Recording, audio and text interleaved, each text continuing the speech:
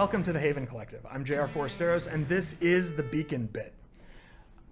One of my good friends and I were talking about another mutual friend that we have, a guy that we both really respect. And he said, yeah, you're never going to believe this. He called me up and he said, hey, I really want to have a deeper relationship with you. I think you're the kind of a person who would be a really good friend. And so I wondered if it would be okay if we started making some time to have some intentional conversations together, maybe once a month. And my friend was really blown away that this guy would think of him that way. I mean, he's right. My friend is great. But it was kind of a bold move for this guy to just reach out and say, hey, I want to be a good friend with you. Why don't we make that happen? I think most of us would find making that kind of a move intimidating, even if there are people that we see in our lives that we genuinely think it would be nice to be better friends with, or maybe even someone that we felt the Holy Spirit nudging us to develop a deeper friendship with.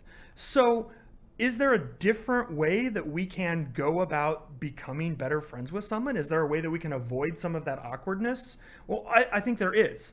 And David Brooks, in his book, How to Know a Person, that we've been using during this series, he calls it accompaniment.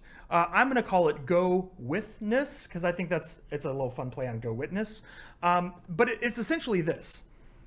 Just sitting down with someone and saying, hey, let's go ahead and have a super intense conversation and get to be best friends is really awkward. And frankly, it doesn't really always work.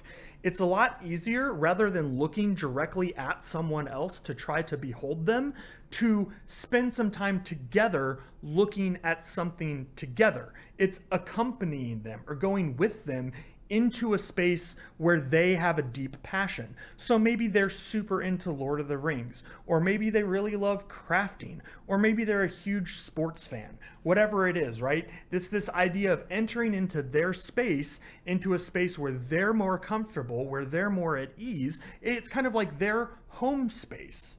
Now, this is an inversion of the typical idea of hospitality, which is that I have a space that I make available for you. I host you.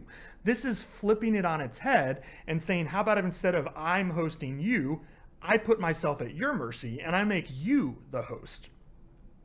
In order to get into this, I wanted to have a conversation with a good friend of mine named Llewie Lewis. Llewie is a philosopher and a theologian, just a brilliant, brilliant person. And again, one of my great friends in the world. And a number of years ago, Llewie wrote an article about this that we have in the description for this video that you can go and read if you want.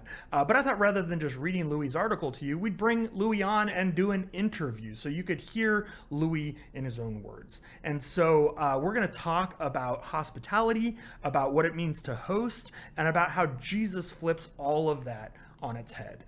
So would you join me in welcoming my good friend, Llewie Lewis? Hello, my friend. It is so good to see you. Thank you for being with us. Hey, thanks for asking me. So we're talking about hospitality, and I think most of us think of hospitality as an important Christian virtue. But a number of years ago, you started rethinking hospitality. How did that come about? Yeah, I think it came about, first of all, through personal experience. My middle son, when he was in late elementary school, I dropped him off at a sleepover. He was like 10, and it was out in the middle of nowhere, and it was a trailer. And the first thing the mom said to me as I dropped my son off was, "We are so glad you're here." And the second thing she said to me was, "We don't have running water right now because our pipes are frozen, but my mom's trailer up the way here has running water, so you don't need to worry about that. We are so glad you're here." And then it became very apparent that we were the only ones there. It was entering the trailer. I don't know if you've ever been in a single wide trailer, very small, very cramped, it was cluttered. And the birthday kid had cleared a space where my son was going to sleep, and was like, "Here, I made this space for you." And the mom was just effuse about us being there. And I got back in the car and I was a little, as a parent, like, am I making the right decision? And then I started thinking about what this family had for resources, and that they were so glad we were there, and that as long as my kid was safe, then I was willing to take what they had offered, in good faith, and and everything turned out great. Um, but it was a real challenge, I think, not only as a person who has certain social ideas about what's supposed to be available, what welcoming means, um, but as a parent, right? Like very defensive towards my children, da da da da da. And then as I continued to study and get my master's in theology, particularly concentrating in philosophy of the theological turn, postmodern philosophy, and really confronting this idea of the other. And postmodern philosophy, particularly in that vein, is very concerned with allowing the other to approach you in their own right, that you really can't interfere with that approach, or it's gonna mar it. It's going to interfere with their ability to present themselves to you. And the other in postmodern philosophy is very much a figure of God, of Advent. So as you're trying to create a space for the other to approach you, you are also practicing that space in which God, Advent, can show up to you. So that's so interesting because you, like, as you're saying that, like, we really don't see Jesus hosting very often, right? And in fact, the article that we're going to share in the show notes for this interview, you observe the verse in Matthew where he says, foxes have dens and birds have nests, but the Son of Man does not have a place to lay his head. Like, Jesus was sort of intentionally itinerant, which means he cannot host. And I wonder if you could talk a little bit about what you made of this turn that Jesus makes in his sort of inverse hospitality. Yeah, I think it's really important, in that, in some sense, I think it's very easy for us from our historical, distance from Jesus's context to think, well, he was a prophet, so he was just wandering around, like it's trope. And we don't really think about Jesus of Nazareth as a person enacting that. Like he was basically saying, these models that I've been given for how I'm supposed to walk through life socially, form a house, get married, have kids, kind of walked away from all of that, and in a sense enacted a kind of queerness, in the sense that I'm not going to do things the normal way. And so it deprived him of having, in order to invite someone over, you have to have a place where you're inviting them to. And by not having a house, by not kind of operating in the normal mode of this social context at the time, he very much had to go out and visit.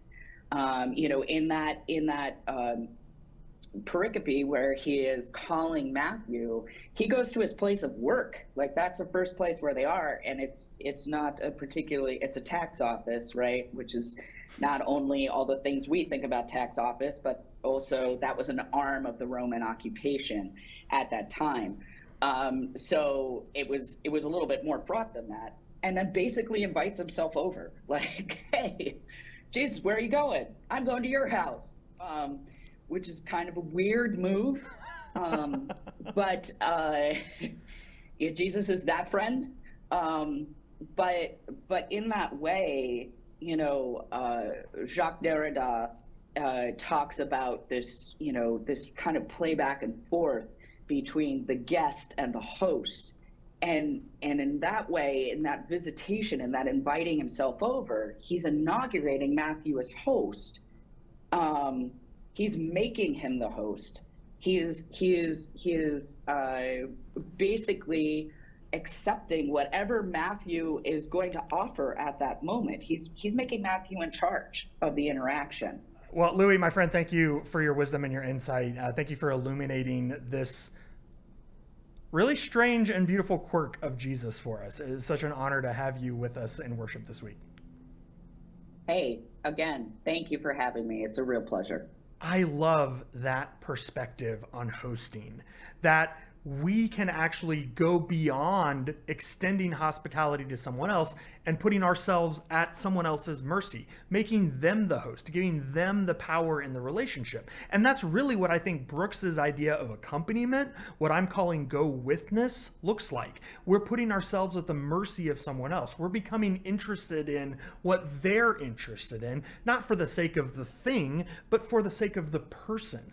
We're learning how they see the world, and we're recognizing the image of God in them by going into their space. So what does going with-ness look like? Well, I think there's a few qualities that we can identify.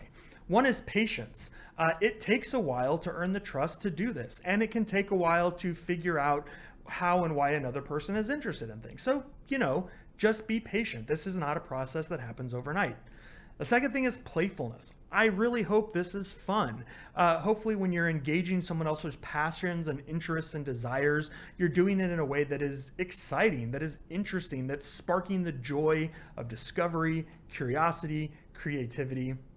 I think it goes without saying that this is other-centered, that this is not about what I want and what I desire and what I'm interested in, but rather it's about what others are interested in. Dale Carnegie, in his famous book, How to Win Friends and Influence People, says you get a lot further in life developing a genuine interest in 3 other people than you will in trying to get 3 other people genuinely interested in you. And then the last one is presence. This only works if we show up, if we choose to be with people. In our beacons this week, we're going to talk about go with-ness. We're going to talk about how we can overcome some of our own fears and anxieties around inviting ourselves into other people's spaces, around getting excited about what other people are excited about accompanying them into the spaces where they are more at ease, as a way of genuinely beholding someone else. Because after all, that's what Jesus did for us, and so it's what we are called to do with other people. I look forward to the conversations. Until then, grace and peace be with you this week.